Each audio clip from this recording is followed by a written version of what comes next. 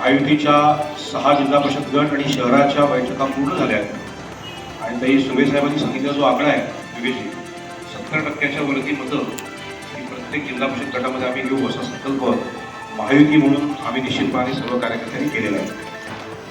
गरीब कल्याणाचं राज्य गेले 10 वर्ष देशामध्ये आपण सगळ्यांनी अनुभवलंय आणि 2047 सालचा जो 100वा स्वातंत्र्य असणार आहे त्याचं एक स्वप्न जे मोदी साहेबांनी बघितलंय या सगळ्याचा एक भाग म्हणून तटकरे साहेब मोदी साहेबांबरोबर असणं असं सर्वांनी आपण डोळ्यासमोर फक्त आणलं पाहिजे.